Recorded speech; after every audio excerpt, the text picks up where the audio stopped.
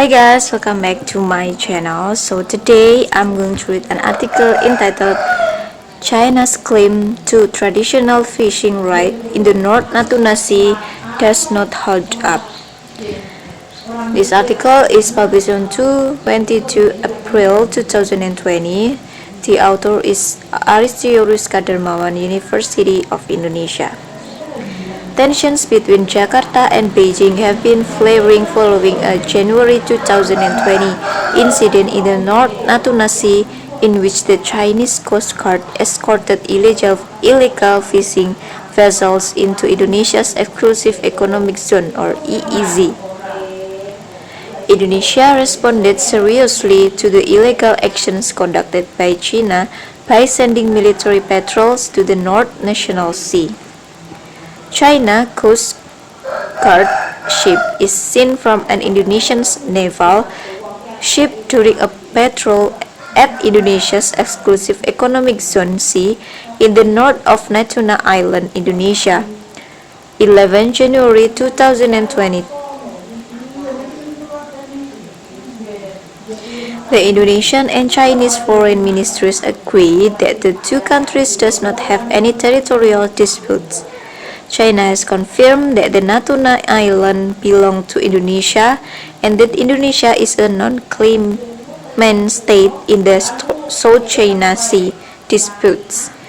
The frictions arises over China's nine-dash line, the region within which China claims historic right and which overlaps with the Indonesian's EEZ in the northern part of the Natuna Sea.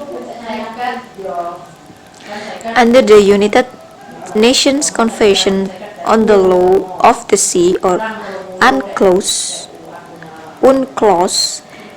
there is no recognition of the nine-dash line. The July 2016 Permanent Court of Arbitration ruling on the Philippines versus China confirmed this.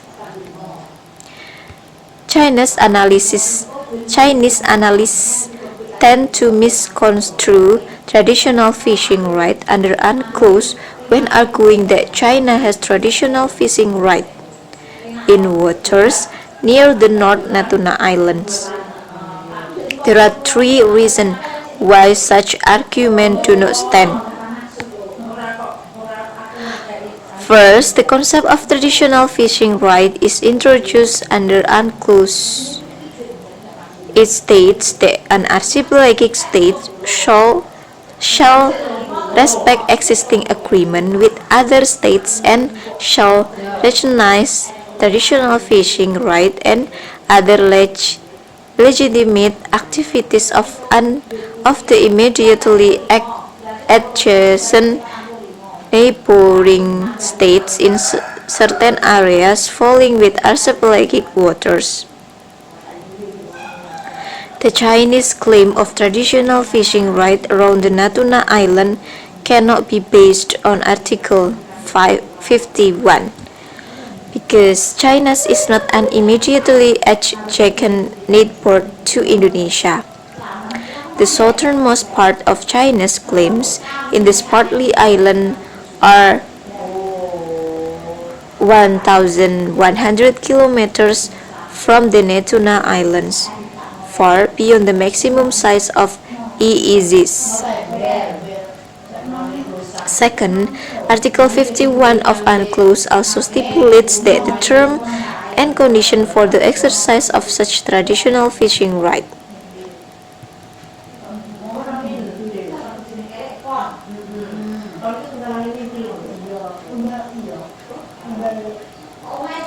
Including the nature, the extent, and the areas to find they apply, shall, at the request of any of the states concerned, be regulated by bilateral agreements between them.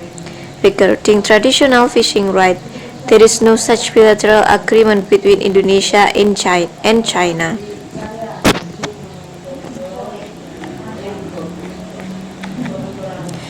As of March 2020, Indonesia has agreed to two bilateral bilateral agreement regarding traditional fishing rights.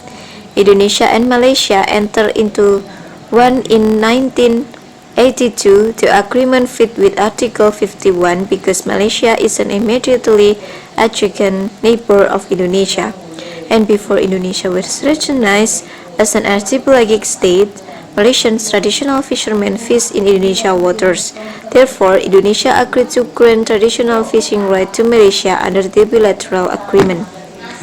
Third, an agreement put forward. 1. China's analysis in Fox Article 74 of UNCLOS in favor of traditional fishing rights in the North Natuna Sea because it required that coastal states shall make every effort to achieve a professional agreement pending the Maritime Delimitations Agreement.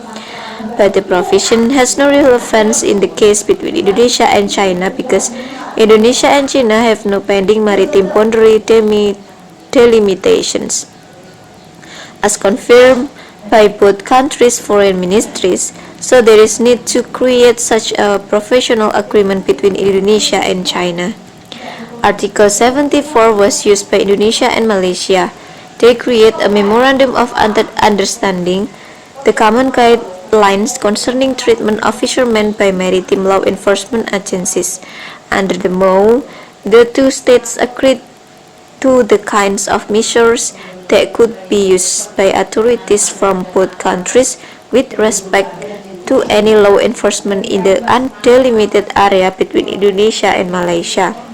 Again, this provision does not apply to Indonesia and China because currently there are no pending maritime boundary issues between the two countries. The Indonesia government has made the right decision to refuse to negotiate any maritime boundary delimitation with China regarding the North Natuna Sea.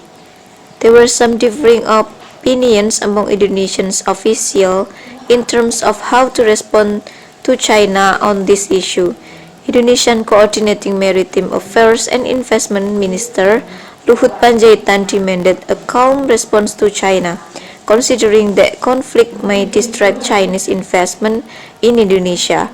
However, major official and public opinion still urge the government to take a strong stance regarding China's incursions into the North Natuna Sea. Argument that China has traditional fishing rights in Indonesia is easy surrounding the North Natura Island are based on misconception. So that's all the article. Bye bye and see you on my next video.